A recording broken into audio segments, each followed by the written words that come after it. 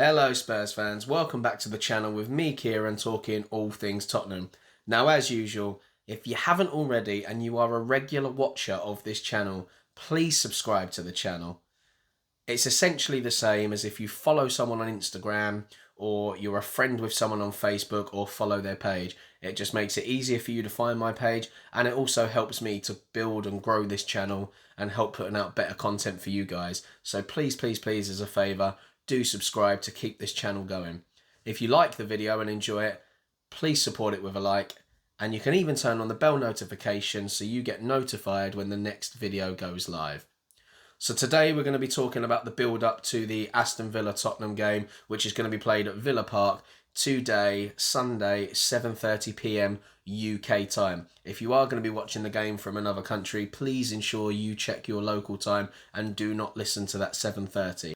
So we will talk through the team news, a little bit about the press conferences, which were very disappointing to be honest, a bit about some of the Villa players that are going to be dangerous, and a potential lineup for us, and a little bit about our crisis. So, team news. For us, we know that Sonny's injured. He's not going to feature in this game, but we are positive that he is going to return after the international break, which hopefully he will take no part in. Other than that, Lamela is obviously suspended for his red card against Arsenal. But that's it for us. The rest of the squad is fit. Obviously, we saw Lo Celso play in the Europa League and get some minutes under his belt. So he'll be back again today, fingers crossed. For Aston Villa, Jack Grealish has been their biggest injury concern. He's been out with his shin injury, but he is back now. Definitely in training. Has looked okay. And Dean Smith said that he will have to have a late fitness test to see if he's going to be available. So he will probably have a late fitness test this morning to see if he's ready for the game tonight. If he is ready, it's bad news for us. Even if he's not ready to start and is on the bench, he's not the sort of player you want to see coming off the bench when we're in this decline in form. Apart from that, who else have they got? Okay, so Wesley is actually back after a year out with that knee injury. Will he be ready to play? Probably not, but he is back in training with them. And Courtney Hauser has a foot problem. But apart from that, you know, they've got a fully fit squad. And if Jack Grealish is back, I'm a little bit worried. And we all know Jack Grealish is a player that we should have signed. Daniel Levy. I mean, he's a great businessman, but sometimes he's a little bit too tight with those purse strings. We could have had him for an absolute snippet of a price. And as time went on, he kept getting better and his price kept soaring to the point where, you know, we'd have to pay 40 million for him. And even at that, it looks like that would have been a bit of a bargain. Daniel Levy was still like, I'm not paying 40 million. You know, I think at one point we could have had him for as little as 4 or 5 million. And then it was 25. Then it's 40. And if we want him now, Villa aren't going to let him go for less than anywhere between 80 to 100 million. And that's not going to happen. We can't afford that. But, you know, player we missed out on. What can you do? So let's talk about current form. And it's not great for either team, really. Villa have drawn 3, won 1, and lost 2 in their last 6 games. And then we have won 4 and lost 2. Now, that doesn't look too bad over the last 6 games when you think we've won 4 and lost 2. But however, the last 2 that we've lost have been absolutely abysmal, disgusting, not worthy of the badge whatsoever. You know, and we don't mind losing the occasional game because we've been outplayed by a better team. That's fine. But when you're not putting any effort in and don't even deserve to be on the pitch, that's when I'm annoyed. You can understand losing when you've left everything on the pitch. You put your all into a game and you lose, you can understand it a bit more. But when it comes down to the players just not putting their all in, or even putting 5% in, it's a bit like, get out. Do you know what I mean? Very annoying. Hopefully they've had a stick up the old backside. Jose's tore into them a little bit, and they'll come out fighting today. We never know what Tottenham we're going to get, really, do we? If you look at the table, we're sitting in 8th and Villa are 9th. We've got 45 points and they have 41 points. So if we do lose today, it doesn't change where we are in the table. but it does make things harder for us to progress and get into that top 4. So if we do win the game, we go within 3 points of 4th on level games. Now, West Ham have still got a game in hand, but if they win theirs, they will, I think they match Chelsea for points. So we'll still be 3 points off the pace. But if we don't win that, we're still 6 points off the pace. We give everybody another chance to put more points on the board and make it more difficult for ourselves. So this is a must-win game. I repeat, must-win game. Desperate for points. If we lose this, we might as well kiss goodbye to top 4. And we may even struggle to get into the Europa League for next season because those spaces are very, very tight. We can't afford any more slip-ups. And I think Jose Mourinho has never lost more than 10 games in a Premier League season. We've already lost 9. So with the amount of games we've got left to go, I can't honestly see us not dropping any points for the rest of the season. I mean, what we need here is the team are just going to have to fight. And I know it's that old cliche that every game is a cup final, but that's what it has to be. And in the mix, we actually do have a cup final, which could be the tiny glimmer of hope that we have in our season. And it's not going to rescue it if we don't finish in the top 4. Don't get me wrong. It's nice to win a trophy. But a club with the ambition that we've had over the last, 5, 6, 7 years, we need more than that. We need this Champions League football, I'm afraid. After the performance against Arsenal and the way we've gone out of the Europa League, the least we deserve as fans is the players to push and not drop any points for the rest of the season. I want to see 3 points in every single bloody game from now until the end of the season. I mean, the cup final is going to be hard because Man City are a hell of a team in full flight. I mean, you never know with a cup final. But then again, with Tottenham, we've seen what actually happens. Semi-finals and finals, just not our best friends, really, are they? So I don't know what we're going to get from that. But yeah, as I said, if we win, 3 points off. If we lose, we don't go anywhere. But that's no good to us. And a draw most certainly is no good to us. For Villa, I mean, I don't think they'll hit top 4 either. I just don't think they've got it in them. But certainly they've earned their right to be up there in the league. They're one of them teams that I think when they got relegated, a lot of us would have been sitting there thinking, like, how the hell did they do that? They've always had fairly decent squads. They've spent very good money to ensure that they have the players that they've had. And I just never saw that they were the sort of team that, with the quality they had, should get relegated. So I'm not surprised to see them back. I mean, they're kind of overachieving at the moment in terms of the length of time they've been back in the league. But, like, fair play to them. They've dug in, they've worked hard. Dean Smith is a very, very good manager. And speaking of him and his press conference, it was his birthday on the day of the press conference, so a lot of people were wishing him happy birthday. And he seemed in high spirits because not only are they in a good position in the league, I know their form has been in and out, but he, conceded that everybody's form is in and out, which we all know. Hence why West Ham are up the table, and it makes absolutely no sense to anyone. And, their bubbles are finally up there dreaming. No one's bursting them at the moment. But, yeah, he's a very good manager, and he's a very humble guy. Unfortunately, the majority of his press conference was dominated with questions about Ollie Watkins, and of course they're going to be. He's a very good player, was incredible in the Championship, finally got his move to the Premier League. And he's settled in really nicely. And he's earned himself a call up to the England squad. Now, that was the main bulk of his press conference, asking about Ollie. He's hardworking, blah, blah, blah, blah, blah. And do you know what annoys me about this interview as well? Like, me and my girlfriend's father were talking last season about players that we could potentially sign. And Ollie Watkins is somebody that we both agreed on. He's a very good player, looked very good in the Championship and always looked like he could make the step up. He's very handy across anywhere in the front line, very hard-working, unselfish, definitely works for the team, but he's ambitious himself and he puts a lot of effort in on the pitch. And I feel like after listening to the press conference of Dean Smith's, when he said one of the first things that Ollie Watkins asked was how Dean Smith was going to help him break into that England squad. Now, that is a big ask, for a manager that's taking Aston Villa in the Premier League.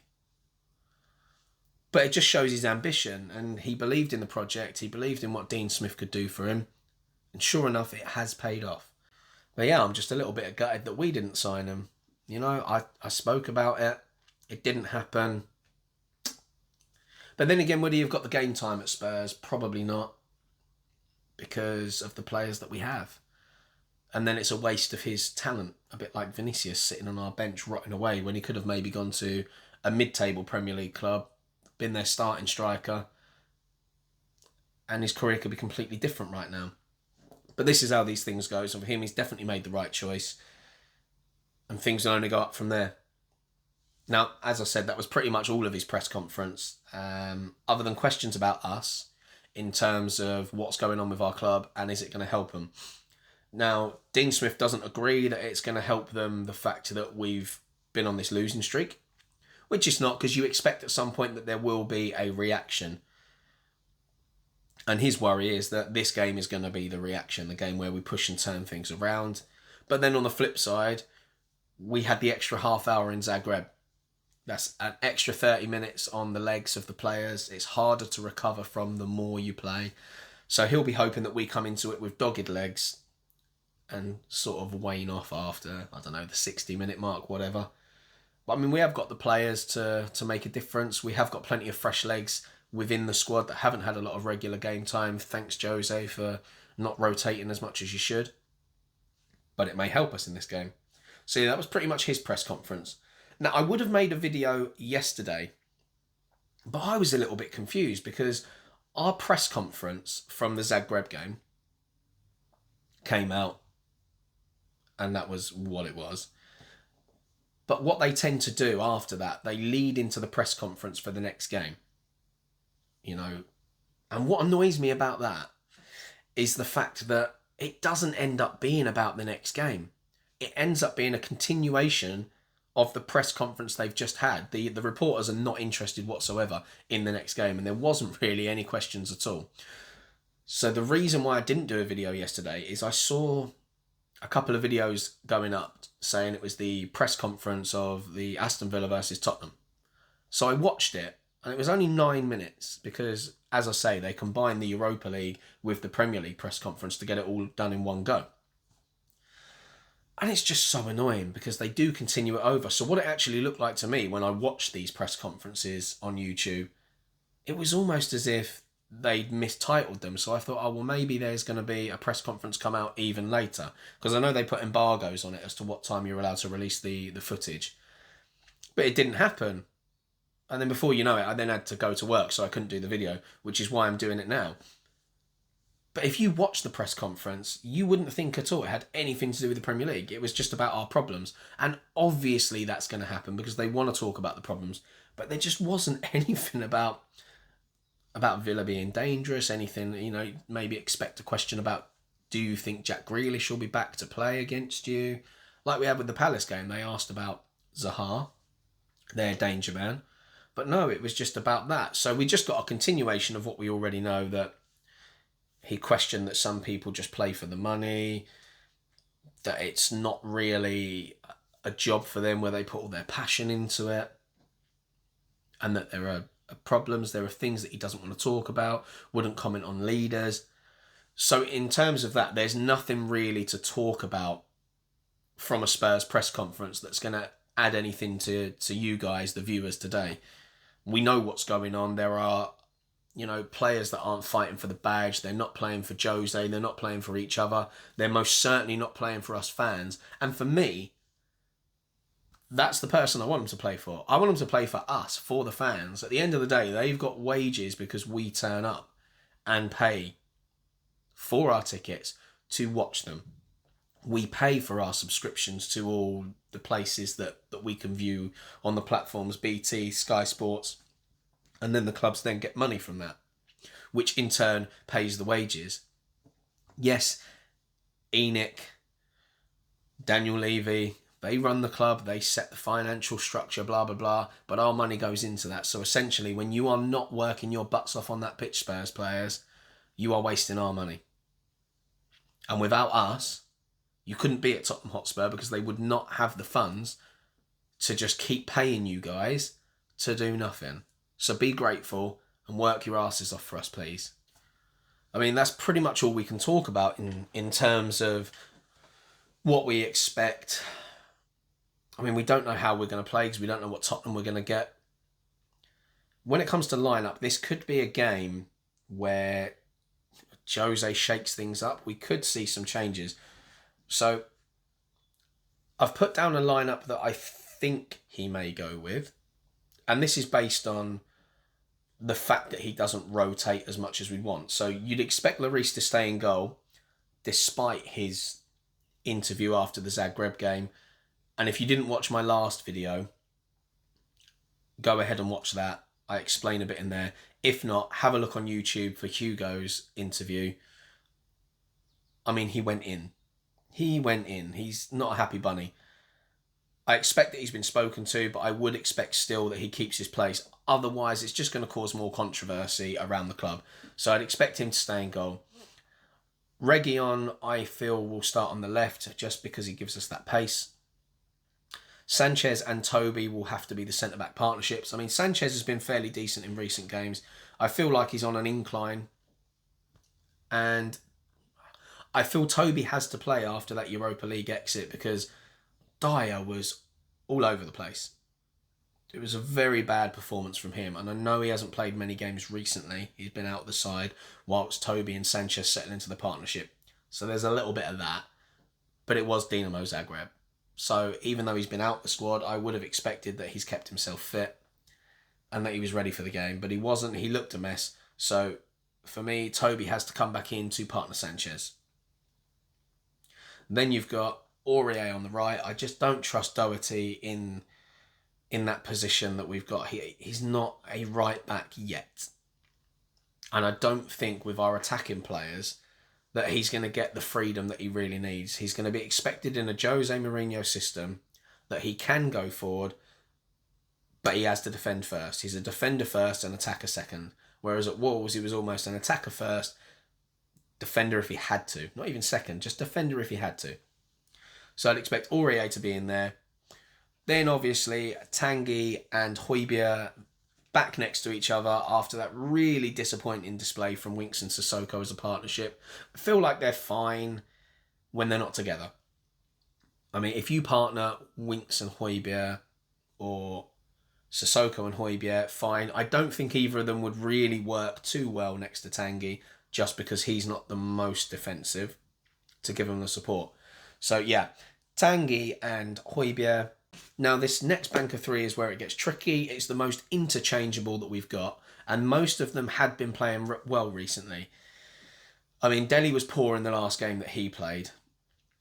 Lamela obviously has had sending-offs and stuff, so we know Lamela's not going to be playing. So that means he's got to pick from Bergwijn, Lucas, Bale, Lo Celso. He could, if he wanted, push Tanguy further forward and bring Sissoko or Winks in next to Højbjerg, but I don't think he's going to do that. He likes Tanguy from deeper. So I've gone with Bergwijn and Lucas as the wingers. Now, which side he puts them on, I don't really know. They can both play on either side. They're very flexible and fluid. They can both play in the centre. So I think those two will be out wide.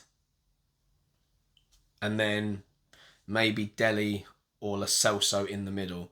Now, Lo Celso playing in the middle will depend how he felt after the Zagreb game. If he's fit, I expect him to start in the centre. If not, then it may be Dele. Or you could have Bale on the right, Bergwijn on the left and Lucas in the middle. And then obviously Harry Kane up top. I mean, I don't really know what he's going to go with there. It's a very tricky situation, especially as some of them have been underperforming. So I'll just run through that at a quicker pace now. So Lloris in goal, Reguilon on the left, Sanchez and Toby centre-backs, Aurier right back, Tanguy and Højbjerg as the deeper midfielders, then Bergwijn, Lucas and Bale I would go with as the next three, and then Harry Kane up top. But obviously if Lo Celso's fit, take out Bale, put Lo Celso in and then shift one of the other two out onto that right-hand side. If he decides to have a shake-up, we may see Joe Rodon in the squad. We may see Tanganga in the squad. We may even see Vinicius get a start. There's plenty of combinations that could be played. There's loads of players that do need minutes. Maybe Jose's had enough and we'll give them a chance to fight for their places. However, as it's a must-win game, it just creates that unknown. Will he go with same old, and hope that their experience pushes us through? I really don't know. I mean, comment below. Let me know what you think. Tell me who you think should start, who shouldn't, what positions you think he's going to use in that three just behind Harry Kane. Do you even think Harry Kane should play? He's been kind of non-existent in the last couple of games. Do you think that's because of his lack of service? Do you think that he's lacked hunger and desire to come and collect the ball? Is he suffering without Sonny? Let me know. Give me your thoughts. And do you think Lloris should play? I appreciated his honesty. I know there's some of you out there that may not be happy that he's come out and spoken the way he has about the club. So if that's the case, comment below. Let me know what you think. Do you think Hart should now play? I don't know. It's completely open. I don't know what to expect from today. All I can hope for is that they get out there, they sort their lives out and push and fight. Not just for us as the fans, not just for the manager, not just for themselves, but for a bit of pride, for God's sake. Get out there, push for that top four. Because if you don't, it's a tricky situation. You don't hit that top four.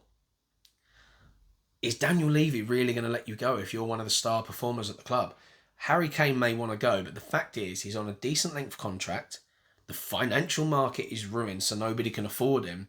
And because of that contract that he's on, I can see Daniel Levy turning around saying, look, we're not letting you go. With Christian Eriksen, it was different. He didn't have a lot of time left on his contract and we were risking him going for a free. We're not in that position with Harry Kane. We can kind of play hardball and say, look, you've done a lot for us, but we're not letting you go for a cut price. So you're going to have to stay, whether we get Champions League football or not. Sonny still has some time left on his contract. I know they're trying to put together another contract for him, but the reason why they're not pushing it through at such a quick pace is because there's still enough time on his current contract. So in terms of that, star players leaving, I think it's going to be difficult for them to push for a move.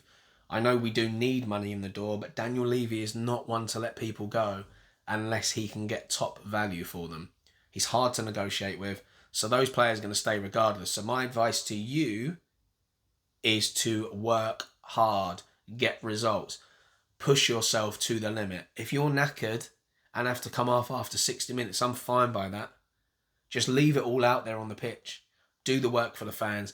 Get us into that Champions League. And if we don't get there, but you've put your all in for those remaining games of the season, yes, we're going to feel bitter. Yes, we're going to be disappointed. But we'll be proud that you put everything in when things were going against us.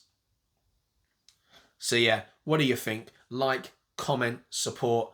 Don't forget to subscribe. It's very, very, very, very important. I can't stress it enough. I was watching a couple of YouTube videos of really successful YouTubers that have hundreds of thousands of subscribers. And even when they looked at their analytics, it shows that the majority of people watching their videos that are regular viewers are not subscribed to the channel. And it makes no sense. If you like somebody's content and you watch it regularly, why would you not subscribe? There is no commitment. There's no financial. Maybe YouTube have confused people with the word subscribe because we normally associate subscriptions with money. And it's not at all. It is free. It's just following. That's all it is. It's following. It's becoming a follower of that page and it helps support it. Honestly, it does. The amount of hours we put into videos, you know, with this football one, obviously I have to watch the games. I make notes during the games. Then afterwards I have to make sense of all my notes and compile that. Then I have to sit here and talk to you guys. There's going to be mistakes during these videos. Like if I make a mistake or say something wrong or accidentally say the wrong name or something, the majority of the time I have to put my hand up after that. So when I'm editing the video, I know that that's a mistake. And I go back and I have to pinpoint the exact part of that conversation where I went wrong and cut that out because I end up saying it twice. So I have to cut that out, edit that, then I put all my little effects and stuff in. So when you think that, although it's a half hour, 40-minute video, whatever, some from 20 minutes, there's over 2 hours that go into the recording and editing process alone. And then obviously I have to watch the games and the press conferences for every single game. So you're looking at 3-4 hours work just for like this one little video that you guys watch. So honestly, it really means a lot when you guys subscribe, because it helps me grow the channel. And the more of you subscribe, the further that my videos will reach other people, and we can get more Tottenham fans watching these videos. And then we can have conversations in the comments, and it just creates like a mini community for you guys to sort of banter back and forth with each other, get your points across. And that's what it's about, really. This channel's for you guys, but for me to continue to do it, I need to know that there's people that want to watch it. The views coming up, it's great. I enjoy that there's a decent people viewing, and it's grown really quickly. Like, I've only been doing this 3 weeks now, and some of my videos have got over 100 views each, and that's good progress for a channel of this sort, which is great. So for all you guys out there that are watching, thank you so much. For those of you that have subscribed, a massive thank you. For those of you that haven't, please just hit the subscribe button. Give it a like. You don't have to turn on the bell notifications, because I know notifications can get annoying pinging on your phone. So don't worry too much about that if you don't want to. But yes, support it with a like and subscribe. That's all I ask. But anyway, that's the video. Thanks for joining me, guys.